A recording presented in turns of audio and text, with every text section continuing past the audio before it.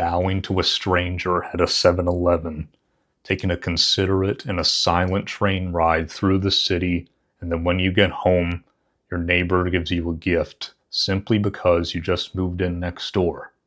These are the norms of Japan, and it's one of the many reasons why so many people, including myself, love Japan so much.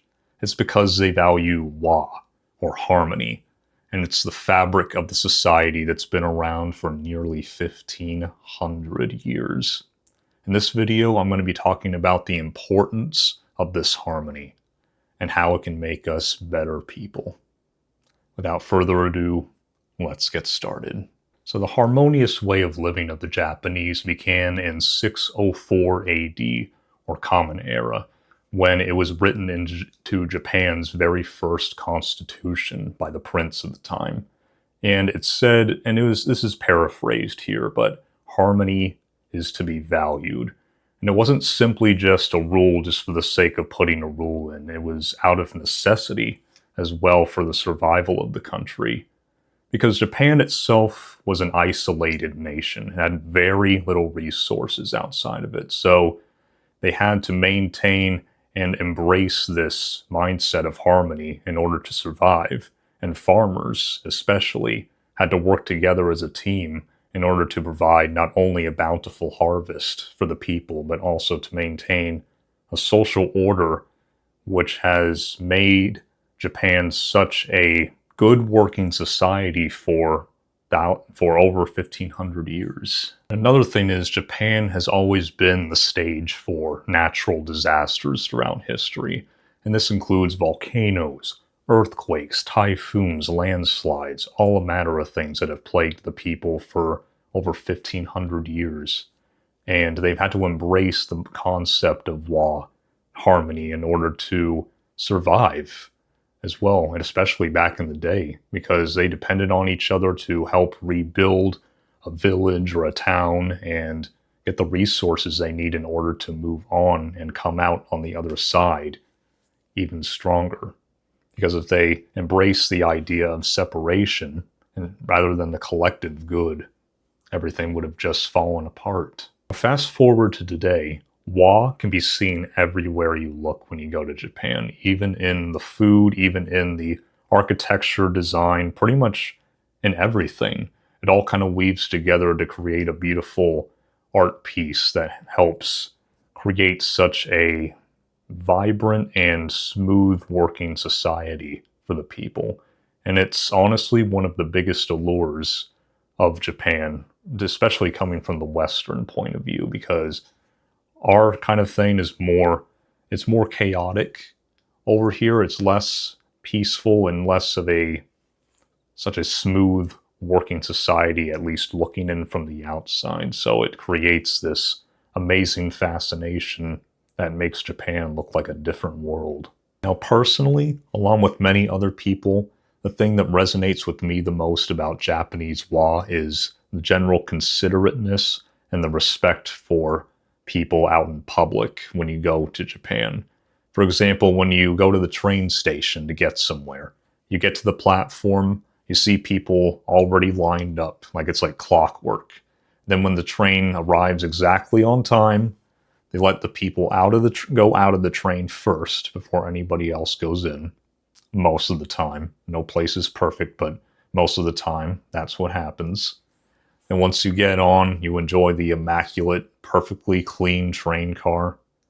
And you get to bask in the precious silence and almost the meditative journey of the train on the way to your destination. And no one's talking loudly on the phone. No one's bothering anybody. You're simply left to just be with your own thoughts and be with your own world. It's just beautiful.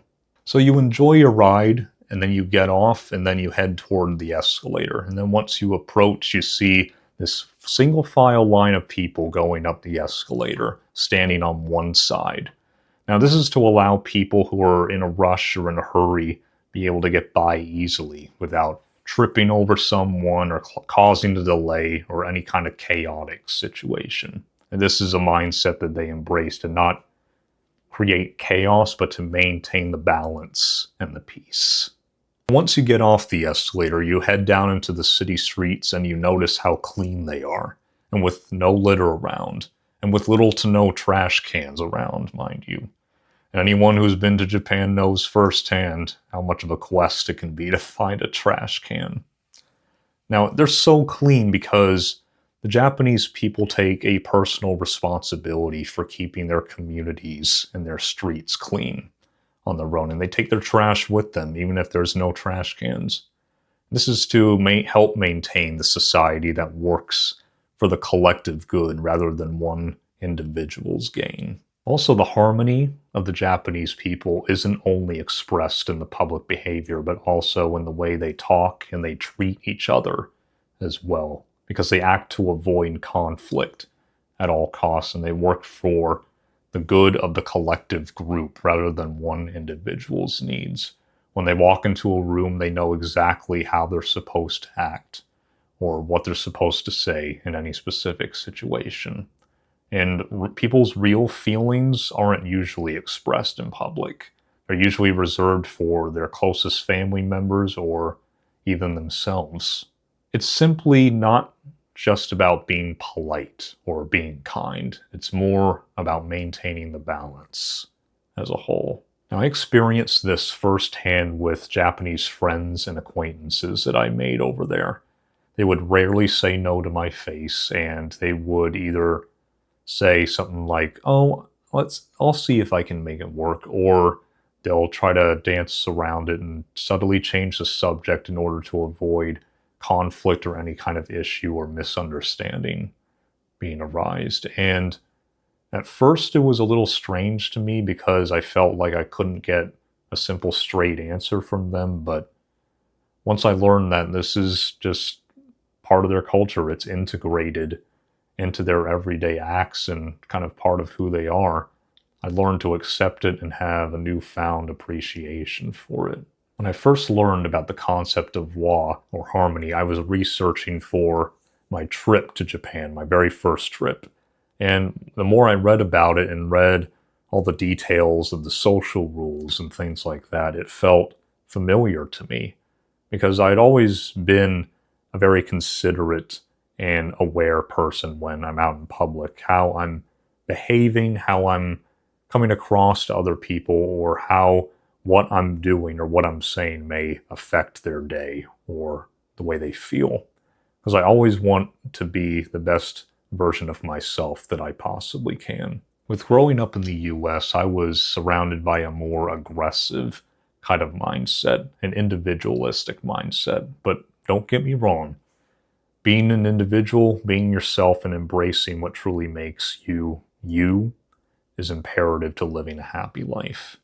But with being so considerate and aware of my surroundings in a place where people are allowed to talk loudly on their phones in public, and they sometimes leave carts out in the middle of a Publix parking lot, it just got me thinking sometimes, like maybe I don't belong here. Maybe I'm meant to be in Japan.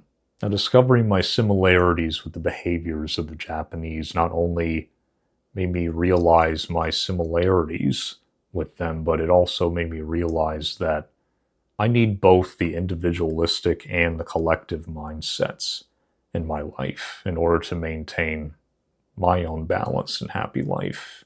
Because when I lived in Japan, I discovered there were so many people trying to please others in the way that they chose their careers, or the person that they married, or the way that they're expressing themselves in everyday life. And I would see them kind of look robotic in a way that they're so suppressed, and it would be disheartening at times. And to be honest, sometimes I would catch myself trying too hard to integrate into society and trying to act more Japanese than I needed to in order to integrate into society. Because I realized that embracing my own uniqueness and letting it shine to the world is much more of a gift than following the status quo or what other people are doing.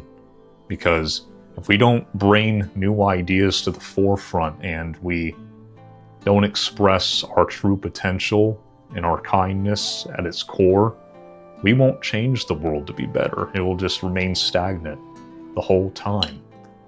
And we have to embrace our uniqueness and let it shine.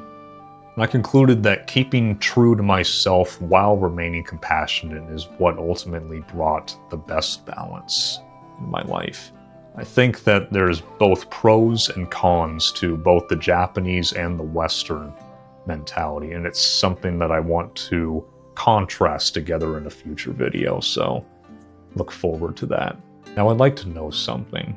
What's one thing that you could improve in your life or in the actions that you take in order to live a more harmonious life? For me personally, I think I would reach out to family members and friends more just to see how they're doing. What about you? Let me know in the comments below. I'd love to hear it. I want to leave you with one final thought, and that's awareness itself. Because when we're aware of our surroundings, we live consciously in the way that we treat others, we create a more peaceful and a harmonious world with each action that we take in that direction. Because living consciously and being aware brings about harmony. And harmony brings out inner peace. And I think that's, at our core, what we all truly want. Goran itadaki arigatou gozaimasu. Everybody, thank you so much for watching, and as always, you more than matter. I believe in you, and you're amazing. Love you all. Mata ne. See you soon.